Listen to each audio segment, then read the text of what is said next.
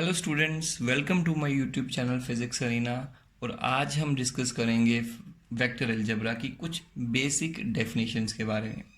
Last video में मैंने आपको इंट्रोड्यूस किया था वेक्टर्स के साथ कि वेक्टर्स क्या होते हैं। वो क्वांटिटीज़ जिनकी डायरेक्शन और मैग्नीट्यूड दोनों होते हैं। जैसे एग्जांपल के लिए force is a vector quantity, वैसे ही acceleration, velocity, displacement are all vector quantities.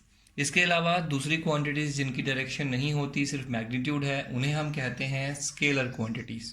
तो चलिए आज कुछ पहले बेसिक डेफिनेशन स्टडी कर लेते हैं कि कौन कौन सी बेसिक्स डेफिनेशंस टर्मिनोलॉजी वेक्टर्स में यूज़ की जाती हैं।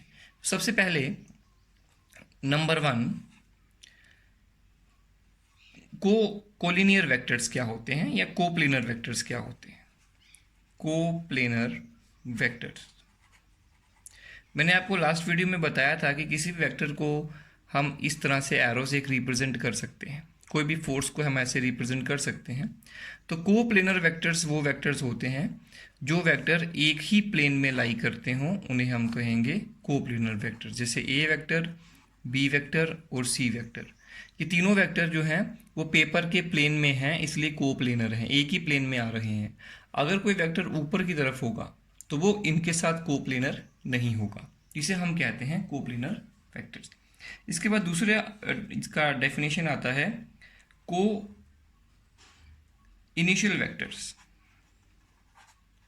को इनिशियल वेक्टर्स, को इनिशियल वेक्टर्स वो वेक्टर होते हैं जिनका इनिशियल पॉइंट सेम होगा।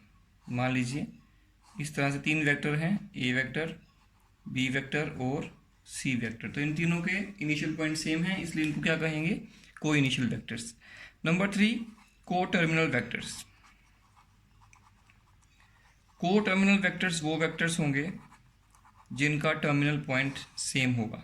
तो टर्मिनल पॉइंट माने तो मान लीजिए एक वेक्टर है इस तरह से, दूसरा वेक्टर है इस तरह से। देखिए ए और बी वेक्टर का टर्मिनल पॉइंट सेम जगह पर है, तो इसे कहेंगे को टर्मिनल वेक्टर्स। इसके बाद बच्चों एक होता है जीरो वेक्टर।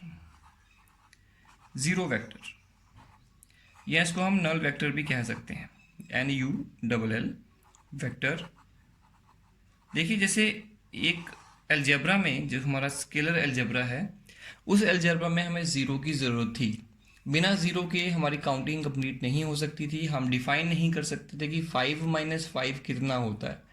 तो जब तक ज़ीरो नहीं था तब तक हमारा काउंटिंग, हमारा अलजेब्रा इनकम्प्लीट था। उसी तरह से किसी भी टाइप के अलजेब्रा में, चाहे वो वेक्टर हो, एक ज़ीरो होना ज़रूरी है, क्योंकि दो इक्वल वेक्टर्स को जब माइनस करेंगे तो जो रिजल्ट आएगा उसको फिर क्या कहेंगे अगर हमने ज़ीरो को डिफाइन नहीं किया होगा।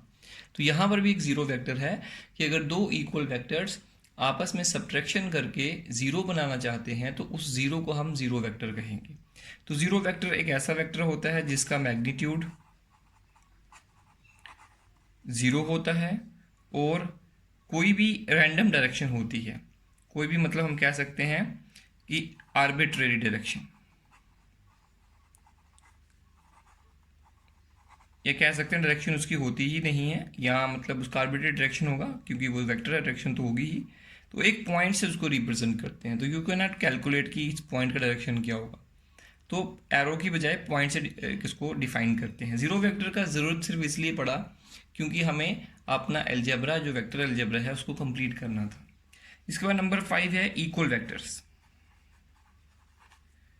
इक्वल वेक्टर्स क्या होते हैं, तो वो जो इक्वल वेक्टर्स, दो वेक्टर्स हैं, मान लीजिए हमारे पास ए और एक और वेक्टर है बी।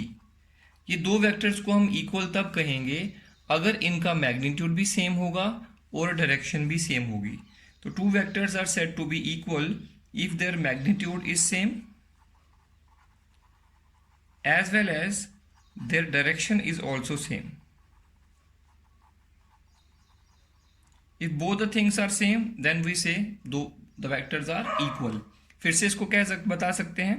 देखिए अगर कोई वेक्टर है a और एक और वेक्टर है यहाँ पर b, देखिए इसका लेंथ भी बराबर है दोनों का और डायरेक्शन भी सेम है, तो इसलिए इक्वल है। अगर कोई वेक्टर इस तरह से है a और कोई वेक्टर है इस तरह से a b, तो बच्चों ये जो सेट है वेक्टर्स का, दिस टाइम ये मैग्नीट्यूड में बराबर हैं लेकिन इनका डायरेक्शन जो है वो अपोजिट है। इसलिए ये दोनों वेक्टर्स इक्वल नहीं होंगे। हाँ, इन वेक्टर्स को हम कहते हैं अपोजिट वेक्टर। तो नंबर 6 हो गया अपोजिट वेक्टर्स। अपोजिट वेक्टर्स किन को कहेंगे, किन दो वेक्टर्स को कहेंगे? बोलेंगे ऐसे दो वेक्टर जिनका मैग्नीट्यूड सेम हो, मतलब same magnitude but opposite direction. अब जैसे ये है तो हम इसको ऐसे लिख सकते हैं, A vector is opposite to B vector. इसके बाद नेक्स्ट एक और डेफिनेशन करते हैं हम लोग। नेक्स्ट डेफिनेशन है हमारी यूनिट वेक्टर क्या होता है। यूनिट वेक्टर, तो ये बहुत इंपॉर्टेंट डेफिनेशन है, इसको ध्यान से समझिएगा। यूनिट वेक्टर एक ऐसा वेक्टर होता है, अ वेक्टर, मैं पूरा लिख देता हूं यहां पे, a vector whose magnitude is 1 and direction is same as that of given vector।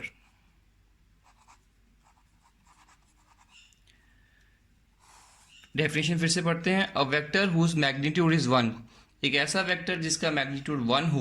Unit vector obviously common sense है, नाम से पता लग रहा है यूनिट वेक्टर वो वेक्टर होगा जिसका वैल्यू 1 होगा और उसकी डायरेक्शन वही होगी जो गिवन वेक्टर की होगी। अब ये बात को थोड़ा समझ लेते हैं। मान लेते हैं एक वेक्टर है ए। अब ये जो ए वेक्टर है इसका यूनिट वेक्टर क्या है? तो कहेंगे एक ऐसा वेक्टर जिसका डायरेक्शन वही होगा जो इसका डायरेक्शन है, लेकिन उसका मैग्नीट्यूड 1 होगा, उसे हम कहेंगे इस वेक्टर का यूनिट वेक्टर। और उसको रिप्रेजेंट करने का तरीका होता है ए कैप, याद रखिएगा, उसको हम लिखते हैं ए कैप। तो A cap is called the unit vector of this vector A. अब बेसिकली होता क्या है कि हमें डायरेक्शन को रिप्रेजेंट करने के लिए कुछ टर्म चाहिए थी, तो इसके लिए हमने इसको डिफाइन किया यूनिट वेक्टर को। मैं आपको एग्जांपल के लिए बनाता हूं। अब देखिए, अगर मैं ऐसा लिखता हूं ए वेक्टर इक्वल टू, हमें वेक्टर को रिप्रेजेंट करने के लिए दो चीजें लिखनी पड़ेंगी। एक तो उसका मैग्नीट्यूड क्या है और दूसरी उसकी डायरेक्शन क्या है। तो देखिए मैग्नीट्यूड कितना है तो लिखेंगे मॉड ए, और साथ में अगर मैं यूनिट वेक्टर लिख दूं तो देखिए क्या मतलब निकल रहा है इसका। ए का मैग्नीट्यूड ये लिखा, उसकी वैल्यू ये लिखी, साथ में यूनिट वेक्टर लिखा। यूनिट वेक्टर एक ऐसा वेक्टर जिसकी डायरेक्शन वही होगी जो ए की है और इसका मैग्नीट्यूड 1 होगा। तो बच्चों जब इसके मैग्नीट्यूड को इसके साथ मल्टीप्लाई करोगे, क्योंकि इसका मैग्नीट्यूड 1 है तो ये वही रहेगा, मतलब मैग्नीट्यूड का यहाँ पे इंपॉर्टेंस नहीं रहेगा। ये सिर्फ और सिर्फ हमें क्या बता रहा है, ये डायरेक्शन बता रहा है इस वेक्टर ए की। तो किसी भी वेक्टर की डायरेक्शन अगर हमें रिप्रेजेंट करनी हो तो एक यूनिट वेक्टर से रिप्रेजेंट करते हैं। तो याद रखिएगा ए वेक्टर को कैसे लिख रहे हैं, that is a into A cap. बहुत ही इंपॉर्टेंट बात है बच्चों, याद रखिएगा, यूनिट वेक्टर का आगे बहुत इंपॉर्टेंस होता है। मैं आपको आगे एक और बात बता देता हूँ। आपने कोऑर्डिनेट सिस्टम पढ़ा होगा, this is x axis, this is y axis and this is z axis. तो बच्चों एक्स एक्सिस की जो डायरेक्शन है उसको हम एक यूनिट वेक्टर अलॉट कर देते हैं जिसका नाम रखेंगे आई कैप, स्मॉल आई। और वाई डायरेक्शन जो है, वाई की जो डायरेक्शन होगी उसको एक यूनिट वेक्टर अलॉट कर देते हैं जे कैप, और जेड की डायरेक्शन जो होगी उसका नाम रख देंगे के कैप। तो आई कैप कॉमा जे कैप और के कैप तीन वेक्टर्स हैं जिनसे हम लोग एक्स वाई और जेड की डायरेक्शंस को रिप्रेजेंट करते हैं। तो बच्चों ये होता है यूनिट वेक्टर। एक बार फिर से डेफिनेशन पढ़ते हैं। A vector whose magnitude is 1 and direction is same as that of the given vector. तो बेसिकली इसके पास सिर्फ क्या है, डायरेक्शन किसकी, जो गिवन वेक्टर की होगी। तो गिवन वेक्टर को कभी भी लिखना हो किसी वेक्टर को, उसका मैग्नीट्यूड, उसका वैल्यू मल्टीप्लाई उसका यूनिट वेक्टर, क्योंकि यूनिट वेक्टर सिर्फ किसकी इंफॉर्मेशन दे रहा है, सिर्फ डायरेक्शन की दे रहा है।